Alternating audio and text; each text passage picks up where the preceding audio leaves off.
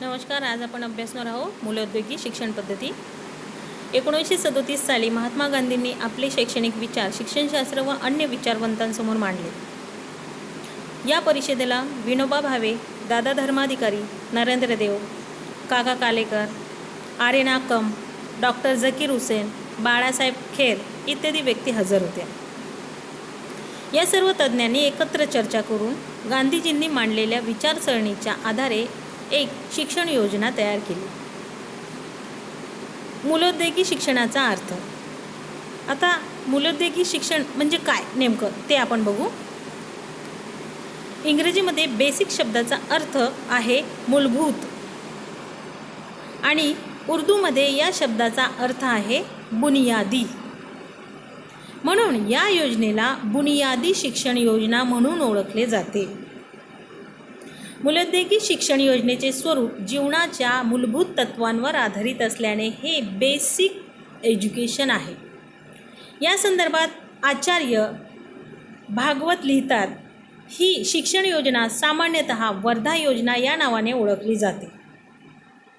या योजनेच्या पुरस्कर्त्यांनी हिला मूलोद्योगी राष्ट्रीय शिक्षण म्हणजे बेसिक नॅशनल एज्युकेशन्स असे नाव दिले आहे.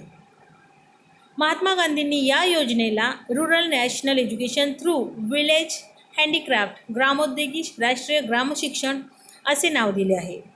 या नावाचे स्पष्टीकरण करताना ते म्हणतात की rural exclude the so called higher or English education. National at present cannot through and non violence.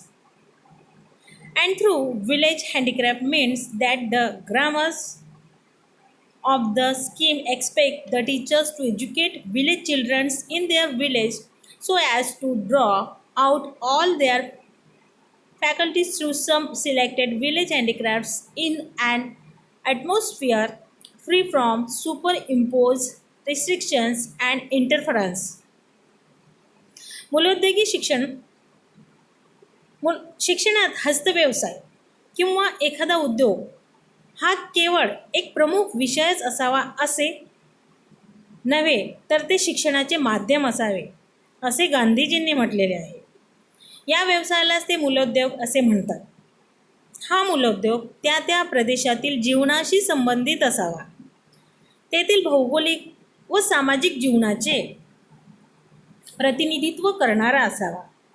मूलोद्योगाचा अंतर्भाव गांधीजींनी 2 उद्देशांशी केलेला आहे. बघा आता कोणते 2 उद्देश आहेत ते आपण बघू. की एक म्हणजे आहे विद्यार्थ्यांच्या क्रियाशीलतेला चालना देऊन त्याच्या मानसिक शक्तींचा विकास घडवून आणावा, आणि दुसरा आहे की विद्यार्थ्यांच्या शिक्षणाचा जीवनाशी संबंध जोडणे व ते जीवनोपयोगी होईल असा प्रयत्न करणे. एकूण गांधीजींनी शिक्षणाला पुस्तके व वर्गाच्या 4 भिंती या कृत्रिम वातावरणाच्या कोंडीतून बाहेर काढून त्याला जीवनाभिमुख करण्याचा व त्यात कृतीद्वारे चैतन्य निर्माण करण्याचा प्रयत्न केला आहे. कसा प्रयत्न केलेला आहे? एक तर विद्यार्थ्यांच्या क्रियाशीलतेला मूलोद्योगिक शिक्षणामध्ये महत्त्व प्राप्त झालेलं आहे, आणि दुसरं म्हणजे जे शिक्षण ते घेणार आहे ते वास्तविक जीवनाशी त्याचा संबंध जोडणे आवश्यक आहे. म्हणून हे शिक्षणामध्ये कृतीयुक्त चैतन्य निर्माण होणार आहे असं गांधीजींचं मत होतं. आता समवाय तत्व.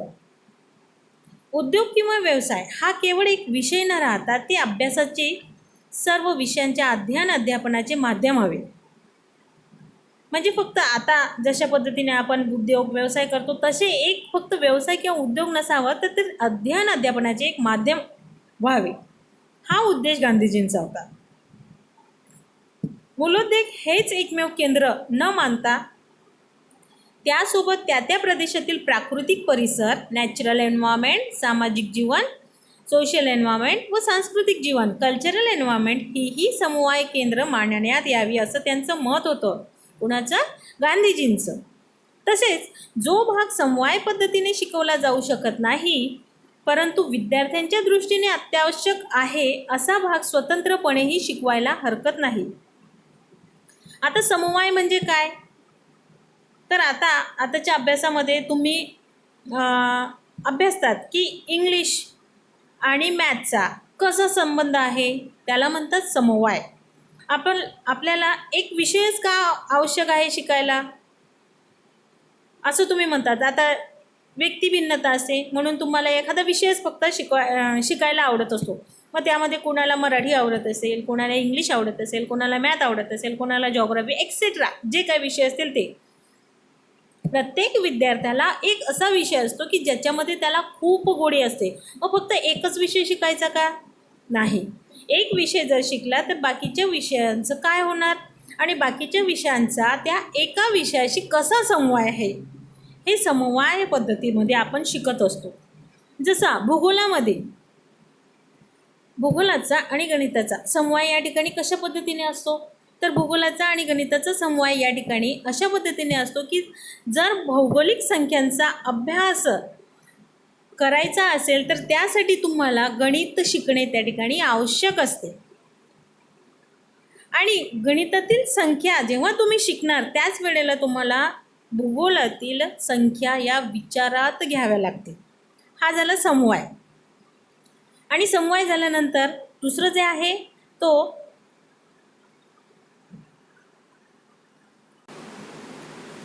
याबाबत विनोबांची सूचना माननीय आहे. ते म्हणतात, जे ज्ञान विद्यार्थ्यांच्या जीवनाशी, सामाजिक जीवनाशी कोणत्याही प्रकारे संबंधित नाही ते विद्यार्थ्यांना देण्याची खरोखरच काय गरज आहे. धनलालसेप्रमाणे ज्ञानलालसा ही पाप आहे. आता स्वाश्रयी शिक्षण, मूलोद्योग पद्धतीमधील तिसरे महत्त्वाचे व बरेच विवाद्य ठरलेले तत्त्व म्हणजे शिक्षण हे स्वाश्रयी व्हावे ही गांधीजींची अपेक्षा. विद्यार्थी शाळेत ज्या वस्तू तयार करतील किंवा जे उत्पादन करतील त्या विकणे व त्यांच्या विक्रय यातून मुख्यतः शिक्षकांचे वेतन व शाळेचा इतर खर्च भागवणे या दृष्टीने प्रत्येक मूलोद्योगी शाळा ही स्वाश्रयी असावी असे गांधीजींचे मत होते. ते म्हणतात, स्वाश्रयीपणाचे तत्त्व ही केवळ एक प्रामाणिक गरज नव्हे तर ती अत्यावश्यक अट आहे. याचा अर्थ असा नव्हे की मूलोद्योगी शिक्षण हे प्रारंभपणापासून स्वाश्रयी बनेल. विद्यार्थ्यांच्या शिक्षणाचा एकूण 7 वर्षाचा कालखंड ध्यानात घेता या काळात विद्यार्थी प्रत्यर्थ झालेला खर्च व त्यांच्याकडून झालेल्या उत्पादनातून प्राप्त झालेले उत्पन्न यांचा मेळ बसावा ही माझी अपेक्षा आहे. स्वार्थरहित सर्वोदय समाजाची स्थापना करणे हे मूलोद्योगाचे ध्येय होते. सर्वोदय समाजामध्ये श्रमाचे महत्त्व अनन्यसाधारण होते. स्नेह, सहयोग, आत्मबलिदान, आत्मविश्वास इत्यादी भाव जागृत करण्यासाठी विशेष प्रयत्न केले जात होते. मूलोद्योगी शिक्षण प्रक्रियेतून महात्मा गांधीजींना एक सुसंघटित सर्वोदयी समाज निर्माण करायचा होता.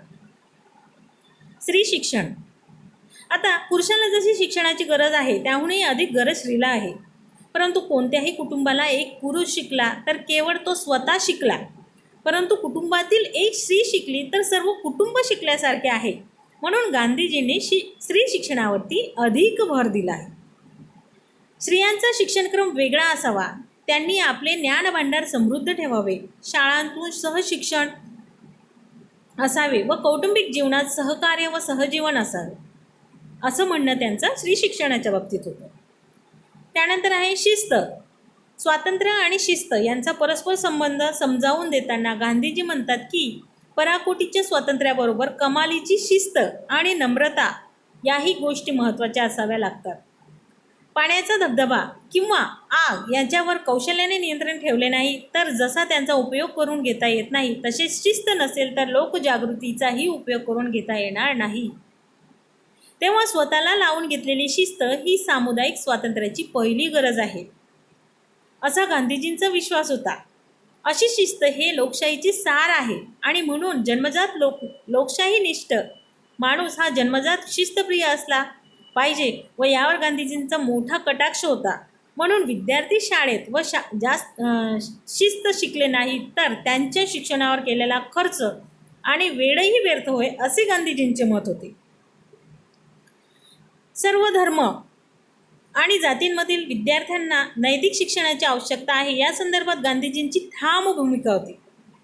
I had given the top place to the cultures of the heart or the building of the characters and I felt confident that moral training could be given to all like no matter how different their ages of upbringings. गांधीजींनी भारतीय संस्कृतीच्या आदर्शांना उजाळा देऊन काही वेळेस त्यांचा नवा अर्थ लावून त्यांचा आधुनिक समस्यांशी विचारांशी मेळ घालण्याचा यशस्वी प्रयत्न केलेला दिसून येतो. म्हणूनच जॉन ड्यूईच्या पाश्चात्य शिक्षण तज्ज्ञाला देखील म्हणावे लागले की गांधीजींची शिक्षण पद्धती ही इतर सर्व शिक्षण पद्धतींच्या पुढचे पाऊल आहे असे मला खात्रीने वाटते. तिच्यात प्रचंड सुप्त सामर्थ्य आहे आणि या क्रांतिकारक शिक्षण प्रयत्नांतून भारतापासून आम्हाला पुष्कळ शिकता येईल अशी मला आशा आहे. असं मत कोणाचं होतं? जॉन ड्यूईंचं, गांधीजींच्या मूलोद्योगी शिक्षण पद्धतीच्या बाबतीत. या पुढचा भाग आपण नंतरच्या लेसनमध्ये अभ्यासणार आहोत.